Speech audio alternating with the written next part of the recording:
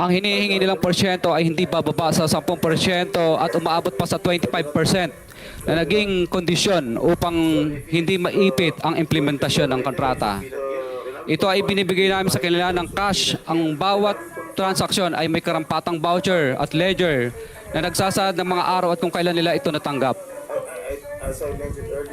Ilan sa kanila ay sina Terence Calatrava, former Undersecretary of Office of the Presidential Assistant of the Visayas of the Philippines, Kong Roman Romulo of Pasig City, Kong Jojo Ang of Uswag Ilonggo Party List, Congressman Patrick Michael Vargas of Quezon City, Kong Juan Carlos Arjo Aitaide of Quezon City, Nicanor Nicky Briones of AGA Party List, Congressman Marcelino Marci Teodoro of Marikina, Congressman Florida Robes of San Jose del Monte, Bulacan, Congressman Leandro Jesus Madroño of Romblon, Congressman Benjamin Benji Agarao Jr., Congressman Florencio Gabriel Bem Noel of Anwaray Party List, Kong Leo de Ode Tariela of Occidental Mindoro, Congressman Reynan Arrogancia of Quezon Province, Kong Marvin Rillo of Quezon City, Kong Teodoro Haresco of Aklan, Kong Antonieta Yudela of Sambuanga, Sibugay, Kong Dean Asisio of Caloocan, Kong Marivico Pilar of Quezon City.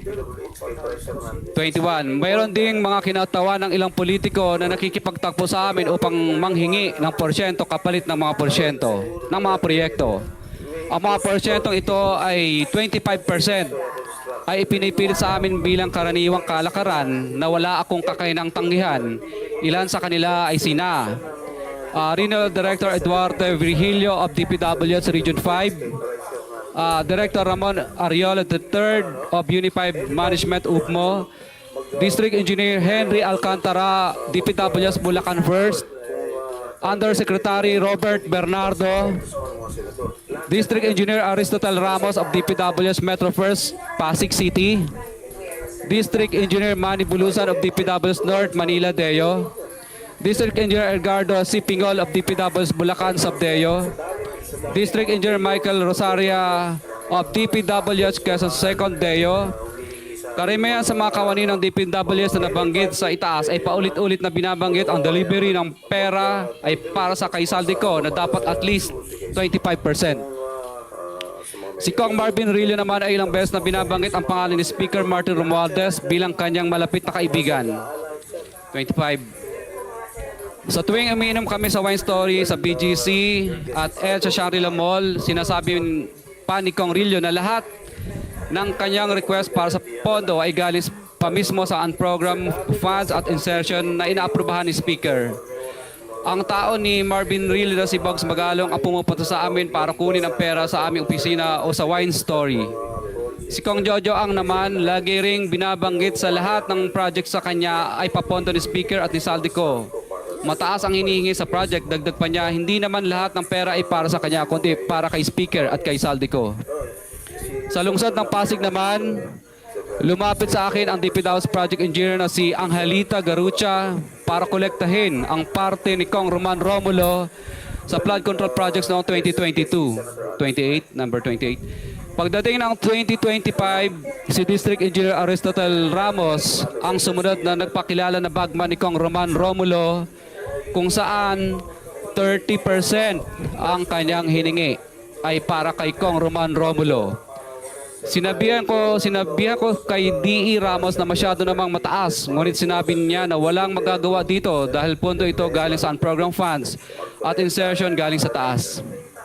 Sa ilang pagkakataon, ang mga politiko na personal na inabutan ng halaga ayon sa hiningi nilang porsyento mula sa proyekto.